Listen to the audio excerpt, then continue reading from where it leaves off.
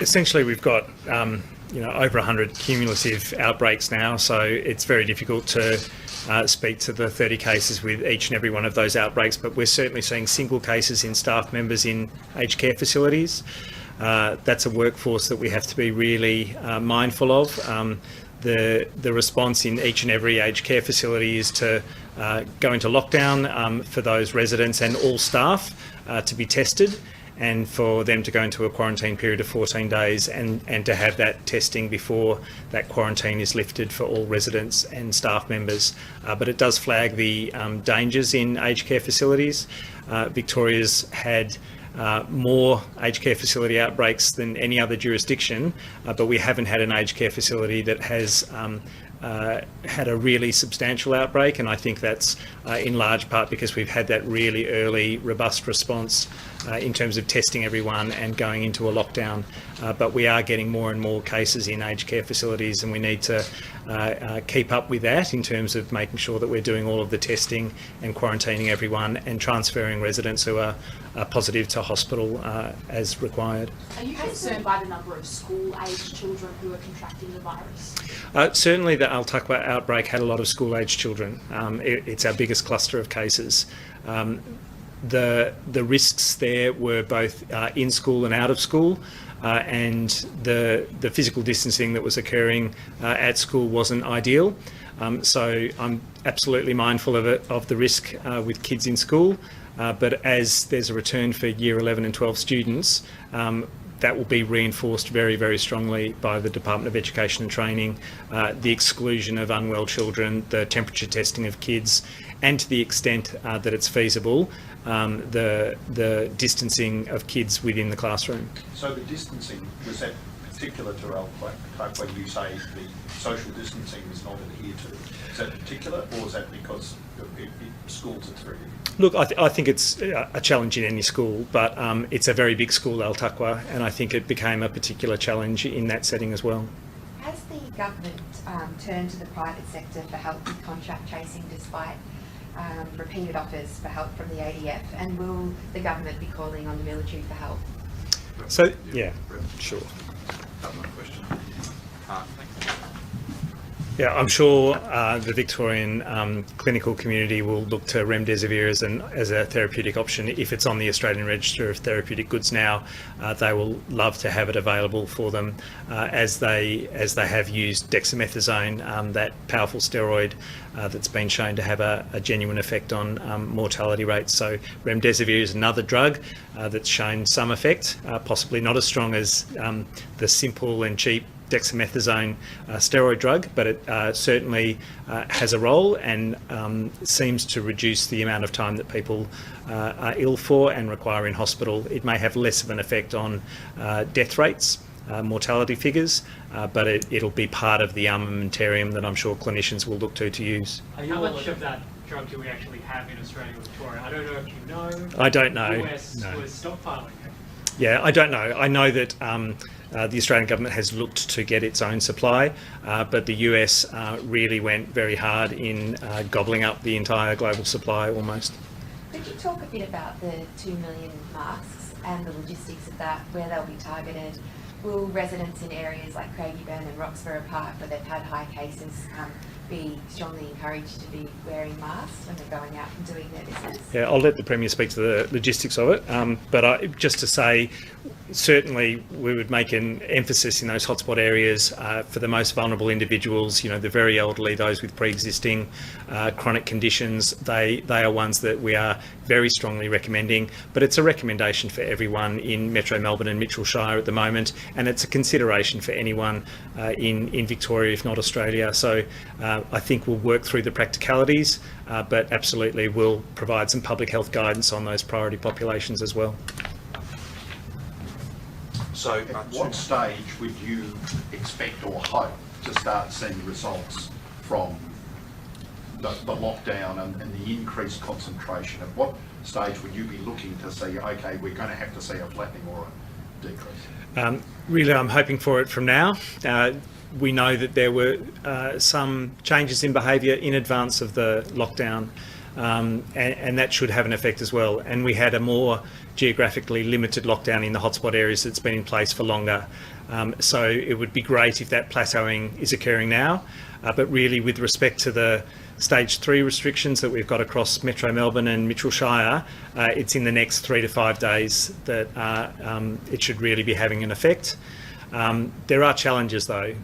Those restrictions limit very substantially the number of interactions we have in our home, socially, outside.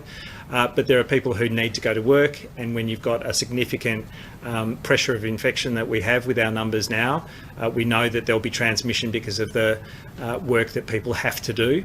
And so we can't be absolutely guaranteed that that will turn around in the next 3 to 5 days. We need to work with the masks, we need to work with all of the workplaces, we need to make sure that people are doing the right thing in terms of excluding themselves when unwell and getting tested as part of that as well, because it won't just be about staying at home except for essential reasons. Is there anything from the figures that you've obviously analysed or your staff have analysed over the past couple of days which give you optimism that we are getting close to a plateau or dropping? Is there anything there that you look at and say, yes, this is good? Oh, the main thing is the mobility data. It's really showing a very substantial decrease in people's mobility, their numbers of interactions with other people, and we have proxy measures for that. We don't know absolutely if people are meeting someone else, but you can get information from Google in terms of driving directions, in terms of pedestrian directions that give you an idea of how much people are moving out and about and how much time they're spending in their home, and that's all looking good. Can you please quickly just speak to why we're still pursuing a suppression strategy rather than elimination? I mean, obviously shutting down again is horrible for businesses. The Premier's spoken about that a lot. So what's the line for us at suppression to make sure that we don't just keep entering these lockdowns even after this one's done? It was a decision of National Cabinet. AHPPC provided the pros and cons, if you like, of suppression and elimination.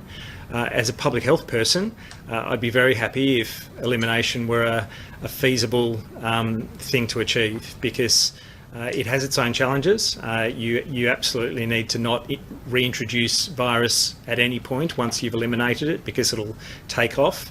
But the challenges of suppression are very substantial as well, especially if a vaccine is 2 years away or 18 months or more away. So I think it's not the national decision at the moment. I would hope that as we move through this phase in Victoria and look at everything else that's occurring across the rest of Australia, that we don't close ourselves off to a re-evaluation and a reappraisal of what's feasible and what the pros and cons are. And we've been asked to clarify, what is the situation at the moment during this lockdown for funerals? For funerals, I understand that it's in the Metro Melbourne and Mitchell Shire, it's a limit of 10, I understand. Is that right? 5? It's 10. 10. Will school children be asked to wear masks, or will they be encouraged to?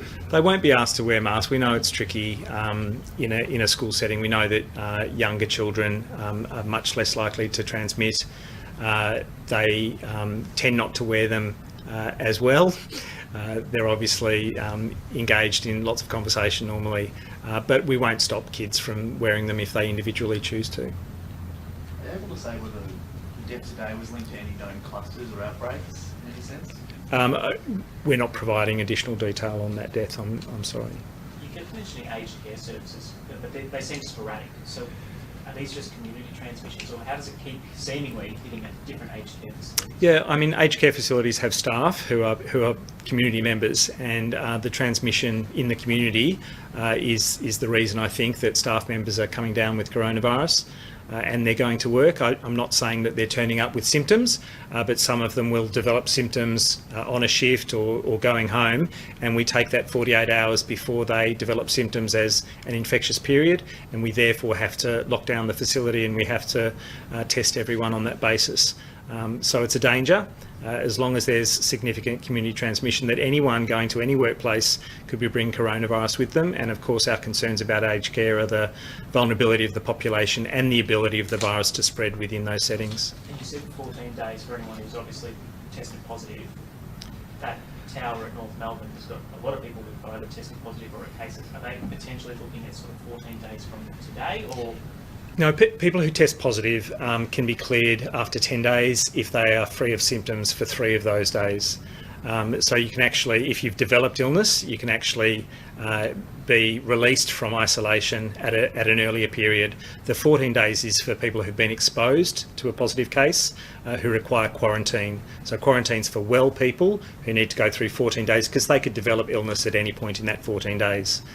You can release someone when they have no symptoms and in aged care settings when they've had a PCR test to show that they haven't got the virus as well. But for the entire tower, are they looking at another week or more? For the Alfred Street Tower, they are looking at another week to make that 14-day quarantine period come to a close. What's the average rate? I don't know which one this is for, but I was just asking whether, if for parents who are nervous, for initially obviously the VCE, the specialist school, and then ultimately when all schools go back, for parents who are nervous about their kids, will there be any penalties for them if they make the decision to keep their kids at home? It's not about